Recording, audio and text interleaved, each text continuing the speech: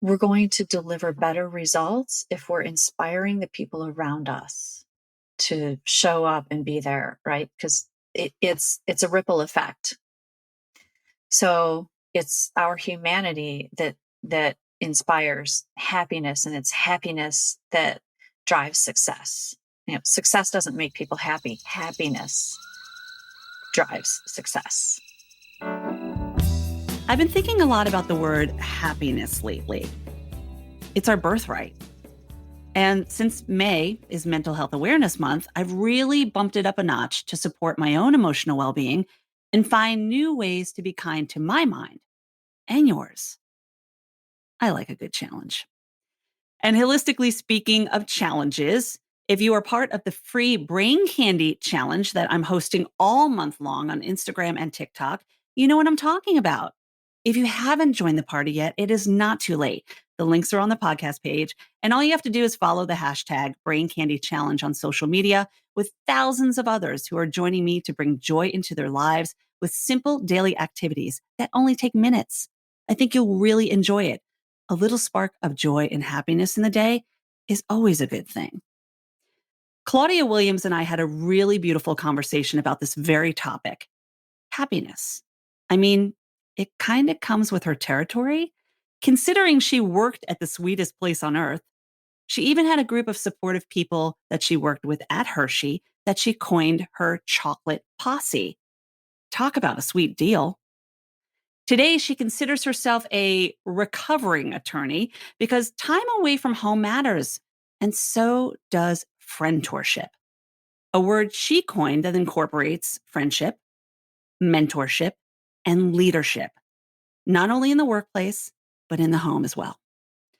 On this episode of Holistically Speaking, Claudia opens up about the pillars of friendtorship, the lessons she learned not only from her Chocolate Posse, but her dad, and even her kids, plus powerful ways to incorporate friendtorship into your life, not only professionally, but also under your own roof. Because really, isn't that the sweetest place on earth? I think so. I hope you do too. Miss Claudia, happy May, happy day. It is such a pleasure to have you on Holistically Speaking. Thank you for sharing space with me this morning. Thank you so much, Hilary. It's great to be with you.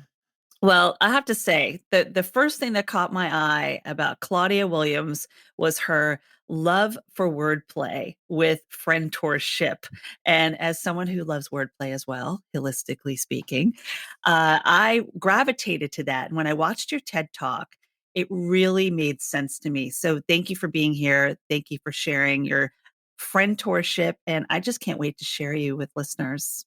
So you are an attorney, or you have been in the legal trade, I guess you would call it, for many years and made a lot of transitions in your life. And I'd love to talk about how friendtorship came about, if you would be so inclined to share. Yeah, so I describe myself now as a recovering attorney. I love that. And I'm not sure how long that's going to take for me to get over it.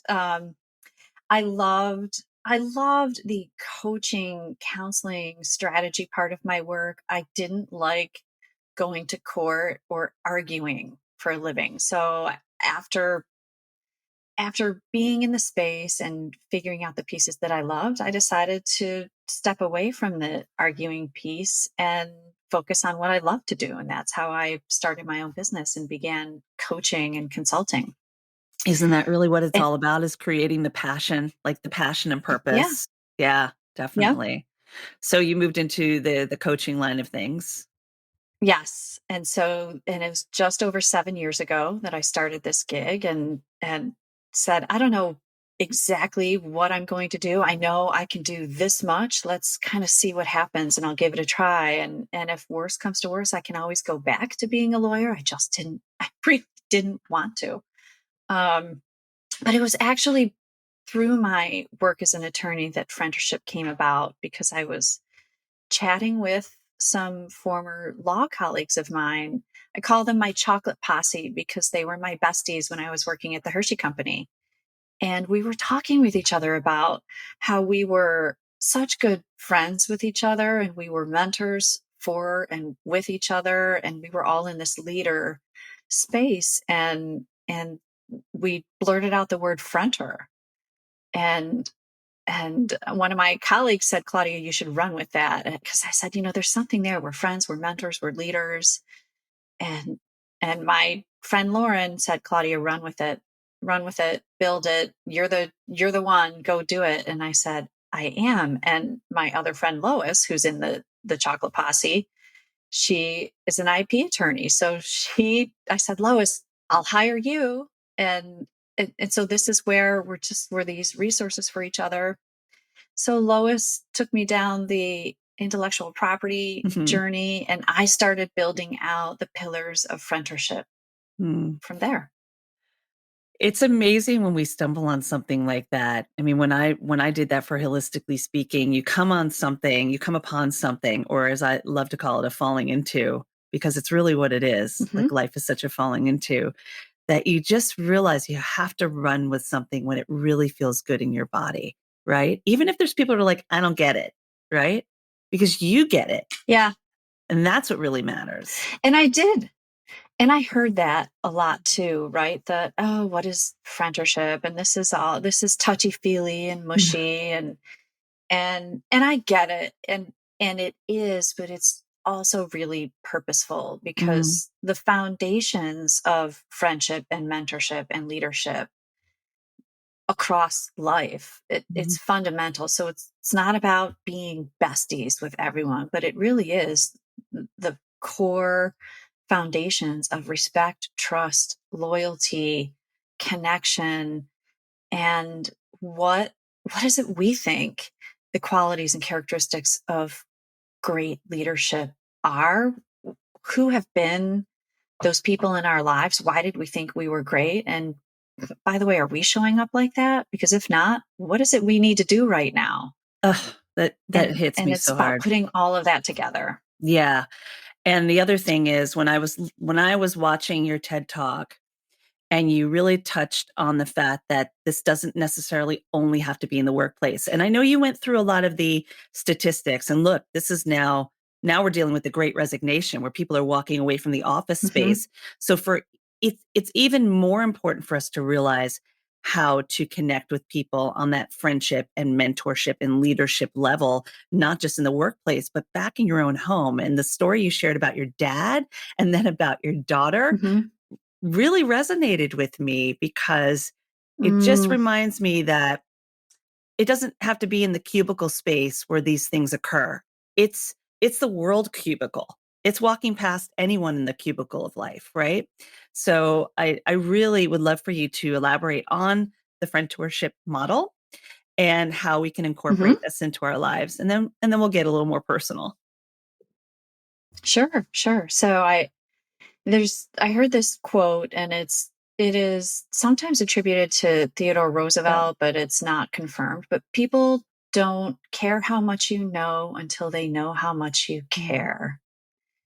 And so if you think about that, I break down friendship into friendship, mentorship, and leadership. The idea, the basic principle of friendship is who's got your back. And and people will stay. We talk about the great resignation right now, and I'm kind of looking around saying, who's surprised by this? Because if you're surprised, you've been sleeping for the last mhm, 10 years. Because people don't leave jobs, they leave managers, they leave places where they aren't connected and they don't feel cared about. And how do you show people you care about them, and how do you get people to feel connected? It's because of other people, not because they're so invested in a widget or a job. So that's the friendship piece of it. It's about connecting and caring and being curious and knowing who the people are who are doing all of this hard work every single day. So that's about connection. It's about looking around, whether we're virtual in this setting or actually in a physical space, and just saying hello and how are you, and actually listening and caring about the answers to the questions. So it's really basic stuff. It's just that we get so caught up in the day to day, and you're you're not doing a good job, or you're not meeting a performance expectation, and we cycle through. And people got Mhm. to this point and said, what the heck am I doing? And why am I doing it when no one cares about me in the first place? I'll go somewhere else to make $2 more an hour and not be cared about. So bye. Yeah.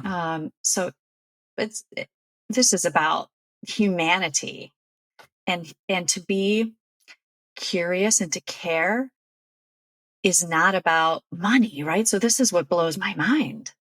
We don't have to spend money on stuff to have a 2 to 5 minute conversation with somebody, to invest a Mhm. little time to show we care. Oh, I Just love like that. it's like, wow, just It's be a so human simple, being. right? It's so simple how connection Yeah. and it can and well, that quote, like, you meet somebody and they're in your life for like a moment, a season, or a lifetime. And like how one Hmm. little conversation can make a huge difference in your life. And you might never see them again. It might be at the checkout line at the grocery store, Yep. but it is about connection because you could walk away with one little Yeah. nugget of goodness from that person, you know? Yeah, it Yep. makes a lot of sense. So if we're working with people, exactly. So if we're working with people every day and we don't know the names of the people who live in their household, whether it's a partner, a spouse, their kids, their dog. So my dog is sitting right behind. If we spend time together online and you don't know my dog's name is Katie, there's a problem, right? Mm, So start figuring that stuff out. mhm. It starts there. Okay, I'm writing that And down, then on the Katie. mentorship, okay. Noted. Right. Yeah. So, if we're having a monthly meeting and it's online and we don't know our pets' names who, bounce around on the screens all the time, there's a great point to start Mm, knowing each other's pets' names. yeah. Um, and then on the mentorship side, drive loyalty because we're investing time in each other's personal and professional development. Mhm, What do you want out of your life and career, Hilary? Right. So I'm going to be really curious about that with you because I care about you. And so if you're a member of my team, I'm going to want to know what your goals are, what you're passionate about. How can I tie that to the company? And who can I connect you with to help make that happen? Now you own it because it's mhm, your career, right? mhm, That's you're responsible for it, but how can I help you achieve it? mhm, Because I mhm, care about you. So let's make it happen. And let's look beyond traditional hierarchies in an organization, because that really doesn't say anything about a life experience, because an entry level person might have something really valuable to offer to someone way up on an org chart because they have a different life experience. So let's bust up some traditional notions of what mentorship means, and it's not about who's a higher up, it's about who has something to offer, and that's very different. So we can build diversity, equity, and inclusion this way too. So mm. Oh, we yeah. get really creative. Was there someone in your life that really touched, moved, and inspired you as a mentor that kind of got the wheels turning about that? Mm. My first boss, my first leader, when I graduated from law school, he was one of the best leaders I had because he demonstrated everything I talk about. His Mhm, name was Bill. He From the time I first started, he got to know me. He spent a lot of time with me. He knew my husband's name. I started having children. He was just really curious about what was happening with my kids at each stages of their lives. He would talk about his children and family with me. So I felt like we really built a relationship with each other. Um, he cared about how I was feeling when I wasn't feeling well. He he taught me the ins and outs, not only of how to be a lawyer and do the work I was doing, but he talked to me like a human being.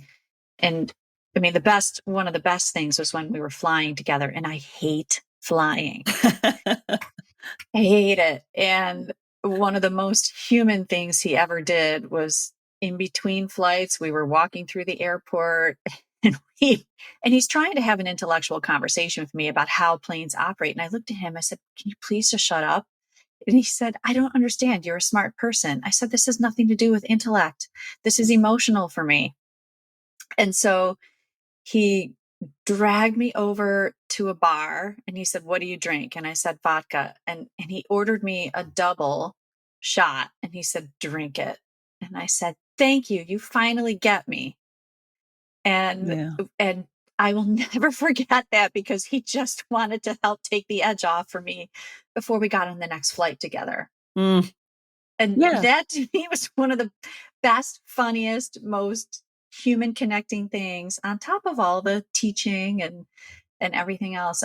I'll never forget it. Well, on top of having a double shot of vodka in your body when you're flying at 30,000 feet.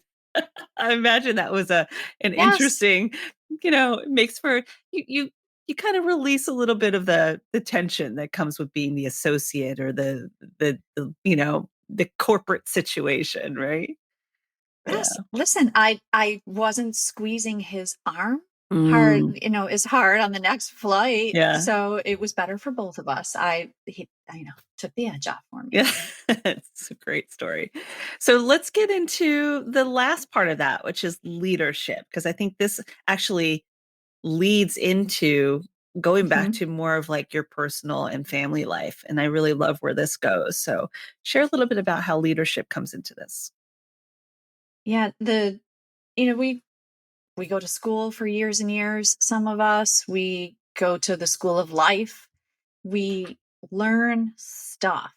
Mhm. And time again, when we talk to people, it's not the stuff we remember. What sticks with us about our leaders, as we hear over and over again, is how Mhm. they made us feel, who inspired us, who listened to us, who invested time, who was a good communicator. It's Mhm. all of these other soft skills that I call the essential skills that people remember about the most impactful leaders in their lives, whether it's a public figure or an actual boss or leader they had or a family member. And so when I work with people and we talk about these things, and I'm asking them, what are the characteristics of great leaders in your life? And they talk about these things, then I say, okay, so how are you showing up in these areas right now? What would people say about you? Mhm. And um, and it's just a great time to kind of pause and reflect on that because we have time, right? So what do Mhm. we need to do right now to begin showing up better in those areas? Because that's what they're going to remember. Yes, we need to, and believe me, I do a lot in the core business and strategy area. So, yes, we have to deliver results. We're going to deliver better results if we're inspiring the people around Mhm. us to show up and be there, right? Because it's a ripple effect. Mhm. So it's our humanity that inspires happiness, and it's happiness that drives success. Success Mhm. doesn't make people happy. Happiness drives success. Oh yeah, and there are so many studies on the science of happiness. I mean, I just read something the other day from the Harvard Business Review from a researcher, Sean Aker, who mentioned, if Mm, you, have you read The Happiness Advantage? It's an amazing book. yes. And the whole idea of like the first 2 minutes of your day, if you spend it in gratitude, it's a 27% more likelihood that you're going to have a good day 6 to 8 hours later compared to somebody who picks up their phone and scrolls and starts looking at, death and destruction of news, right? 3 minutes of that. So Yep. it makes a big difference. And there is a science of happiness. And boy, can it really determine the kind of day and week and life you have. And we're all just, I mean, we're born happy, Yes. you know? So yeah, it makes a Yep. lot of sense. And there are some teams who will kick off every team meeting. So one of the things a team can do, for example, the leader can have everyone go around and celebrate a win, or ask who has a Mhm. win we can celebrate to kick off our team meeting today. So we can incorporate these principles into how we operate as an organization, Mhm. and change the mood, change and tie in our core culture and values, and begin to drive happiness in our organizations, And which that, will improve yeah. productivity, all these things. So yeah, there are ways to incorporate that. And you can incorporate that around the breakfast, lunch, and dinner table at home too, I imagine, right? I mean, how much of Yes, that do we you bring? do. I hope you do. The first thing I do, not just with my private clients, but also with my students, my college students that I teach, and in everyday life, the first thing I ask people is not, "Hey, what's up? How are you?" It's an open-ended, more like, what's new and good? Because there's always something new Mm, and good happening in your life from the day before, and it opens up that line of gratitude and ch chance to share, and finding even the smallest things like, "I just had a really great burger yesterday. Does that count?" Yes, that counts. Does it bring you joy? Yes, it counts, right?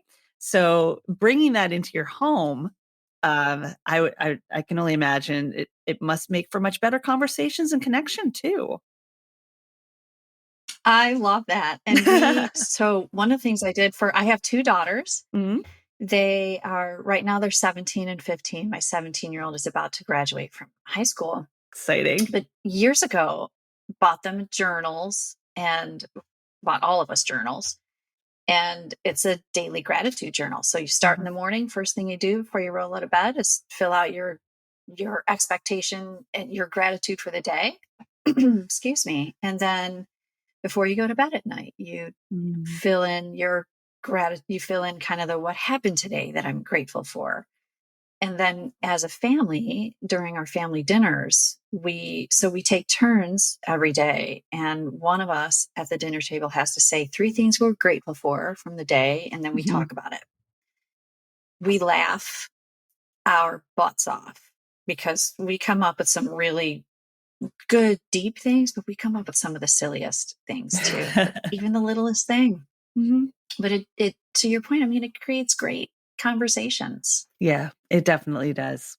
So bringing the idea of friendtorship back to your personal life, we had a moment to Hmm. chat about, and just hearing this from your speaking engagements, you speak so highly of your father and how he was really a true leader in your home and what he left with you, and the idea of the obituary, and we'll talk about that, the life Hmm. resume, but also your daughter and what sh- accountability and everything you shared on that level. But I'd love to go deeper into dad right now, um, because you did share something really personal, and I want to hold space for you to share that, because it's not Hmm. all happy and glory and positive 24/7. I mean, much of who we are as people, as individuals, is because of the healing and the lessons that we learned, and how we go forward powerfully to want to create a more positive space in our own homes, the workplace, and the world. So,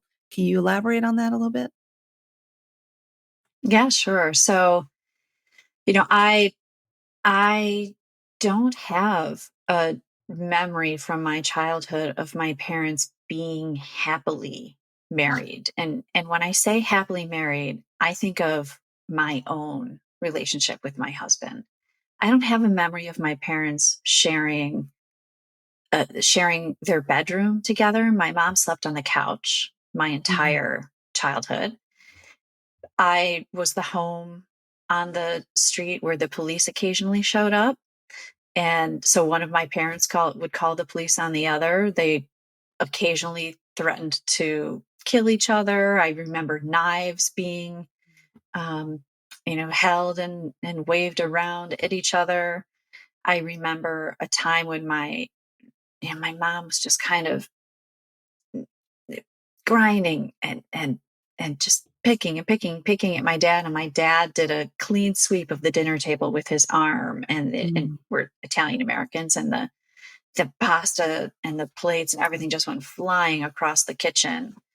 um verbal verbally abusive household and occasionally physically abusive. And, you know, today, what I didn't know it then, but today it was a domestic violence household.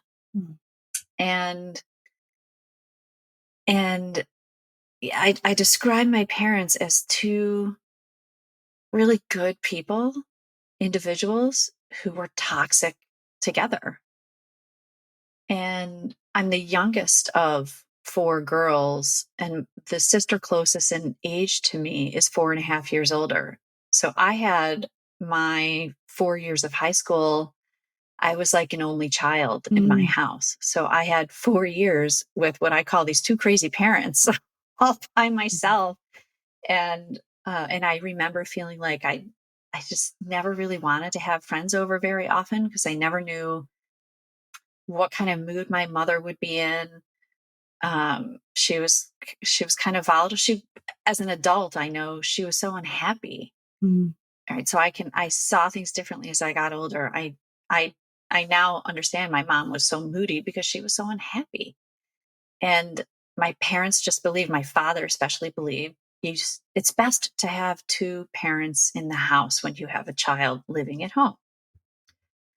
So they didn't get divorced until I went to college. And it just honestly just sucked as a kid. Now it wasn't all terrible. We had some good times, and I have really happy memories of big Italian family holidays Yeah. and things. So it wasn't all this terrible stuff, but I have it's really weird to have these other memories too, Mm. right? Yeah. And so to kind of parse through all of that as an adult, and because of who I am, I talked about it with each of my parents as an adult, and really hashed through this with them, and even they acknowledged as a as I was an adult about how, look, we thought we were doing the right thing at the time. We can see now that we probably should have gotten a divorce, kind of stuff. Yeah. Um, They did best with the but tools I that they learned a had. lot. Yeah. Yes, and Yeah. and their own cycles. My dad told me in his final days when he was sick with cancer, he was emotional and telling me that he remembers his father never once told him he loved him, and he was really upset about that. And I said, but Dad, you broke that cycle because Yeah. you were such a different father with us. Everyone who knew my dad knew that his daughters meant everything to him, which honestly was funny because all he ever wanted as an Italian American man, he would say all he ever wanted was a son, carry on the family name, all Right. that stuff. And he had four daughters, and that changed his entire perception of the role of women, the role of Mm. women in a household, the role of women in society. Changed everything for him. And and he he would have done anything for his daughters. He told us all the time how much he loved us. He sent us the most wonderful handwritten notes and cards all the time. He called us all the time. He would James Taylor's "You've Got a Friend" was kind of his song with his daughters. He would Mm. call and just play it on our voicemail and leave no words, just that song whenever it was playing. I mean, he was a very loving father. Um, so yes, when I think of leadership, I think of how he tried his best. I call him the most perfectly imperfect human being, right? Love So that. he tried his best, Yeah. however that meant for him to show up in his lifetime with me. Yeah, and there's areas where we learn. I mean, perhaps he wasn't the best husband and partner, but he was a wonderful partner and leader and mentor and friend to his daughters. So that was a lesson that he walked away with. And how beautiful that you were able to have that conversation as an adult to where you had a better understanding so that you can go forward and create a much healthier environment within your family, right? The family you're creating. Yeah. Yeah. Yeah. Yeah. I learned so much, Hilary, about I saw this dynamic between my parents. My mother received a weekly allowance. So Mm, she had a job when my parents got married, and then she wasn't allowed to work because her role was to stay home and raise children, right? yeah. And then she received a weekly allowance. And I saw this dynamic where she had to ask my father for money.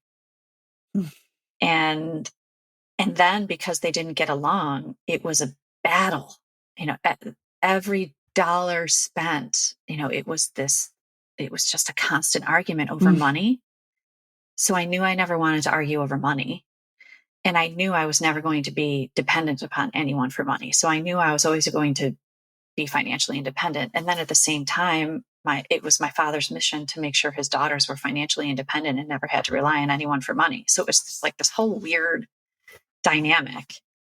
Um, mhm. Even though he's the one who, in many ways, placed my mom in that position. So I learned so much. Yeah. And you picked up a lot of that And masculine energy from having to be very independent like that. I remember that just with my father as well, just him being sick my entire life, being an attorney as well. And my parents were divorced as well, and it was much better when they were. But that yeah, whole idea is like we have to show up for ourselves because we're noticing in the household this is not how you want to be. And you know in your gut, you know what you see around you. You're like, I'm having to pick up the pieces here and be the adult or be the male and the female. And it's not male and female. It's the energy of us, right? Because there's both and we need both.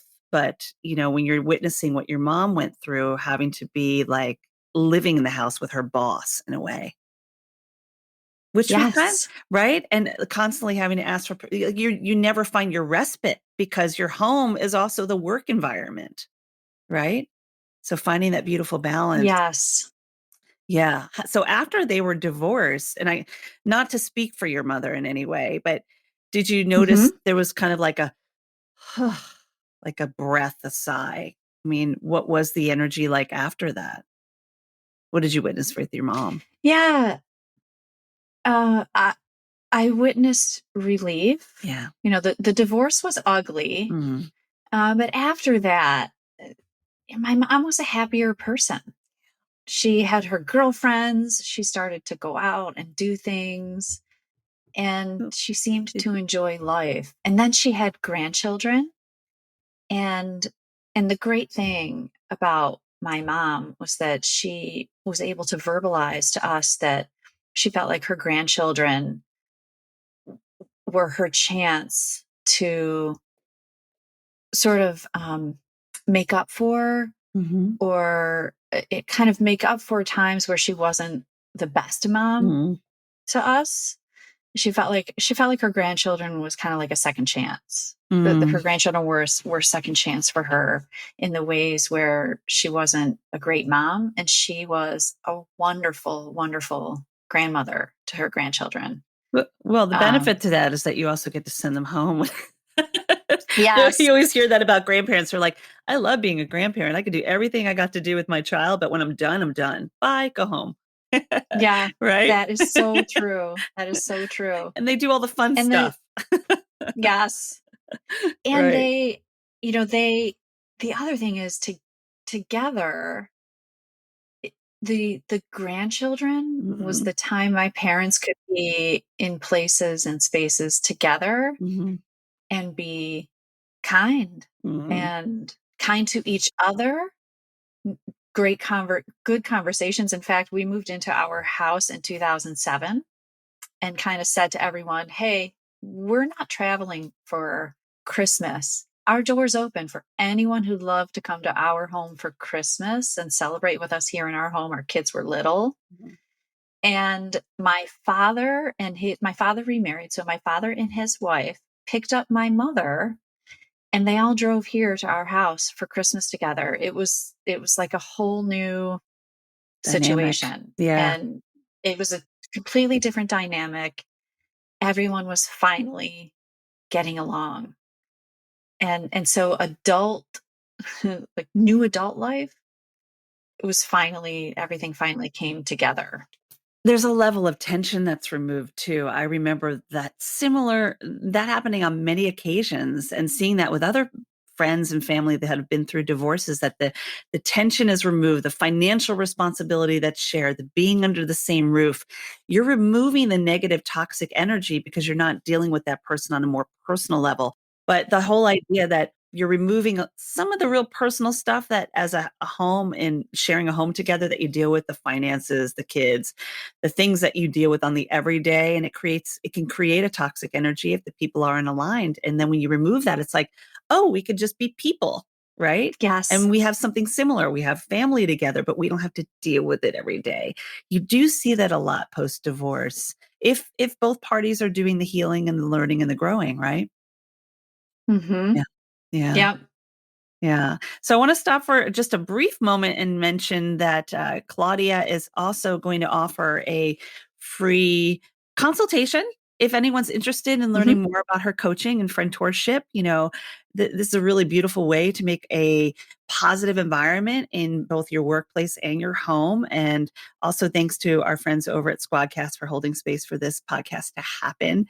And yeah, if you like what you're hearing and you're enjoying the conversation with Claudia and I, please pass it along to one person. Tell one person that this episode of Holistically Speaking is for them. And as always, we always appreciate ratings and reviews to let others know that this podcast exists. So, on that note, Claudia, what what is it like going forward? Like, how did you heal in this journey as far as being in that kind of environment and moving into the space where you became a lawyer, a corporate lawyer working for Hershey, which by the way, I mean, was chocolate always available? I just have to ask that. Yes. Yes, yes, yes. And the bowls were refilled every Oh my Monday, god, Wednesday, and Friday. So there would be yes, no way, I ate a no day I lot. could deal with that. I stayed at the Hershey Lodge once and I felt like the whole place smelled like chocolate. And there's, It they put does. they put the Hershey on the pillow and you're walking around. There's like Kit Kat bars walking everywhere and all these dress up characters. It's a very interesting and cute town. First of all, it reminds me of Wonka, like the Wonka town, right? But I imagine that if you're going to be somewhere, I mean, why not be in one of the sweetest places on earth, right? Look, I mean, how great is it to work for a company that makes chocolate and confections Hmm. instead of, you know, something like bombs? I don't know. It seemed Right. great to me to make Oh, something great. Now my that. podcast is going to be flagged because you said that word. Oh no! I mean Shoot, chocolate. No, sorry. I'm just kidding. No, Chocolate. no, we're Oh, okay, dropping it. Yeah, that okay. look, and I'm a holistic Um, health coach, and integrative nutrition is part of my jam. But I'm sorry, we need chocolate. I don't care what you say. Everything in moderation, Exactly. and Hershey does great things for the world too, Yeah. like shipped Hershey bars to soldiers in World War Mm, II. Like there's tons of history there. So yeah. in terms of supporting communities and things. So it's a great Yeah. company. And the story of Milton Hershey, for anyone who's curious, I mean, Milton Hershey knew about employee engagement and talk about caring about people. He was so far ahead of his time. Mm, um, he built an entire community so that his employees had homes to live in and everything. He cared about his employees. He deeply cared about his employees. I've read There's about so that. much. Yeah. Yeah, I'm a history nerd, and so when I stayed at Hershey, and I was both at the lodge and then there's the hotel, and reading all the Hmm. history about him and just being in the town, I'm like, this isn't just like he plopped a big chocolate factory in the middle of a town. He created the town and around the chocolate factory and created workforce, and it's a and hopefully, I mean, if you go back in time, you got to imagine how would he have employed and put to work friendtorship? How would he have how would he have Yeah. how would he have done that? I'm asking you. Yeah, I feel like he did it, right? So Oh, he connected people. So I'll, quick story about how he actually, I mean, he lived friendship. So mm, Reese's peanut butter cups, right? We all know what a Reese's peanut butter cup is. When And I hope I'm doing the story justice. When Mr. Reece used to make peanut butter cups on the side, so he was a Hershey employee, he was making peanut butter cups on the side, the original Mr. Reece. And people loved them. And he went to Mr. Hershey and said, look, I'm making these peanut butter cups. People love them. You should add this to the product line. And Mr. Hershey said, no, you should start a business of your own and make these peanut butter cups. Huh. And so he helped Mr. Reece start his business. Now there's a whole bunch of family stuff and Mr. Reece passing away that the Reece product came back to the Hershey Company.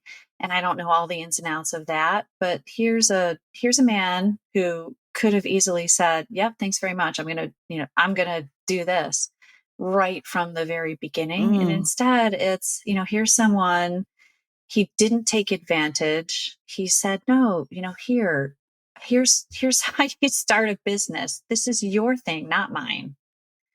um wow. that's that's friendship, that's mentorship, and it's true leadership to say, hey, I care about you. How can we help you be successful in your own right? I can't imagine anyone listening to this podcast would not be excited to hear about the birth of the Reese's peanut butter cup. That is like the And most they're so perfect. yummy. They're so good. And they're so addicting. But I love that. I never knew that story. What an empowering story that he said no so this man could say yes to himself Hmm. instead And of just think being an about, employee and watching his product on the line and he makes nothing from it except for his daily pay. I love that story, yeah, Claudia. Mm, mm, yeah, mm, yeah, mm. that's the original. And now we have all kinds of agreements and companies. Everything you create while you work here is mine. And Mm, and look, as a former attorney, yeah. I get it. When we hire people to be creatives for us, that's the whole point. You're doing creative work for our company. That's the point. Those agreements have purpose. It's different if someone has a side thing and they come to you and they're seeking mentorship and help and advice. Don't take their stuff. Help them Mm, find their way on their journey, right? So there's a big difference there. yeah, definitely.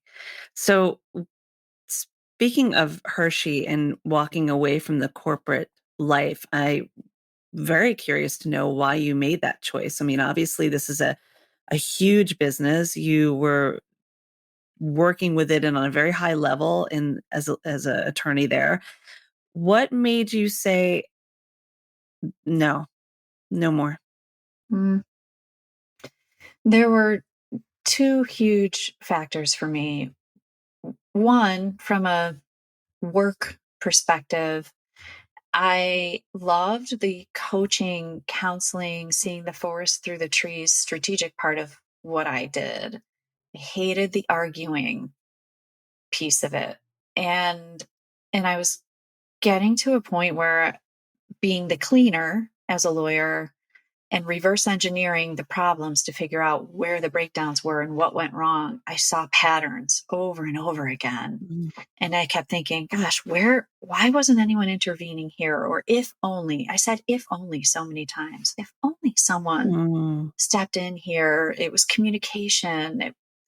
There, there didn't seem to be a lot of the accusations proving true. Not to say there weren't some, true cases of allegations of discrimination or harassment, retaliation, things that were in fact happening at places.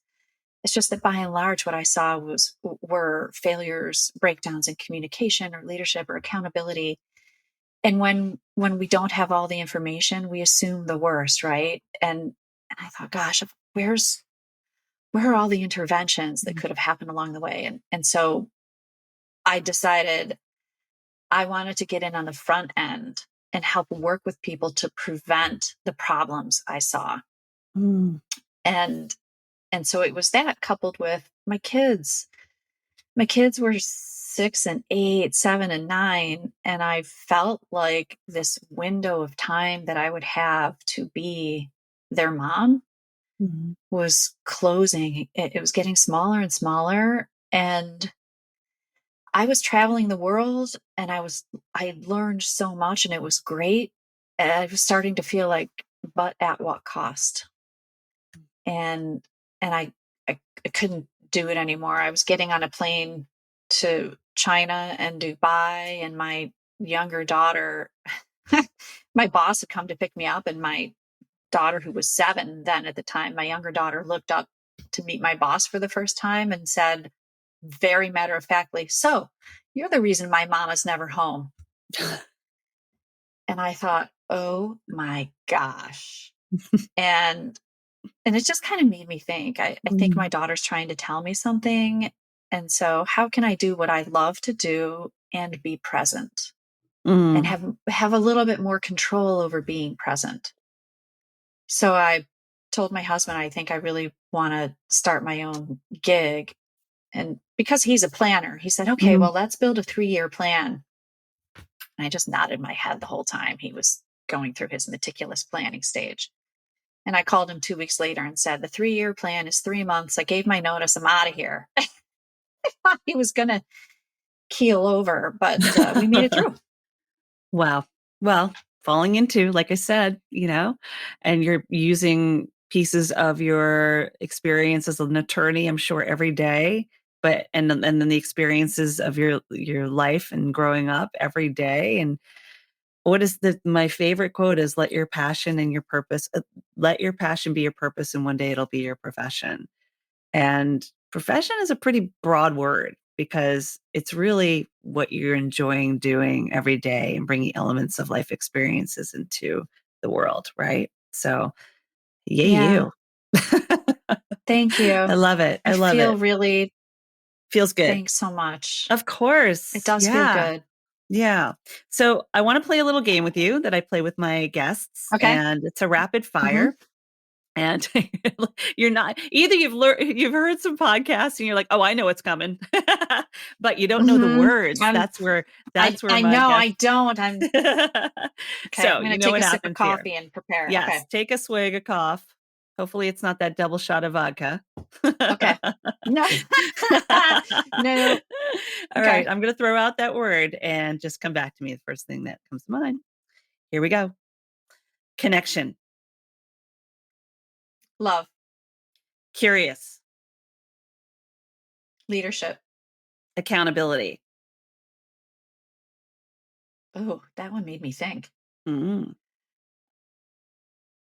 Ownership. divorce, Parents. money, Problems was the first word that mm, came to mind. chocolate. Yum. Totes. Totally. Friendship. Love. I go right back to love when I hear So friendship. we always come back to love. Mentorship, Growth. leadership, Oh, um, I have like a blank slate on leadership. Um, destiny just came to mind. mm, like that. I've never had anyone use that word. And Katie. Oh, happiness. Is she a husky? What's going on back there? She She's sleeping. she is Katie. Hey, look, she won't even move. She's like, I had a listen, client once. I had a client once ask me if she was alive. Hey, no, she's completely out cold. it's all Um, good. she's part German Shepherd, part Hmm. Australian cattle dog. So Mm, she's the size of a cattle dog. She's about 42, 43 pounds. mm, all Um, right. she's my perfect pal, but I'm her person. So she would just Mm. sit outside my door and scratch at it if she weren't in here. She's completely in her zone and happy, and that's all that matters, you know? Hmm. I love it. Yes, I love it. obviously totally unfazed by the fact that we're here having a conversation. So It's okay. Oh, I just saw her move, so we're good. Oh, good. Okay. Another Gosh. day.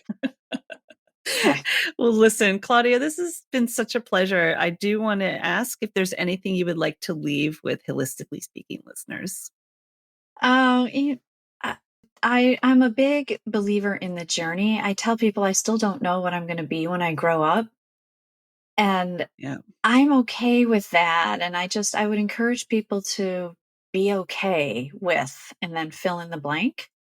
Um, it's I just if you're not happy, change and then fill in the blank. Fill in the blank with whatever you need to change, Mm, because it's just uh, I one of the things that frustrates me is people who do the same thing over and over again and then complain mhm, about the circumstances, right? So there are complainers and there are problem solvers, and my mhm, goal is to shift the complainers and help them get into a problem solving space.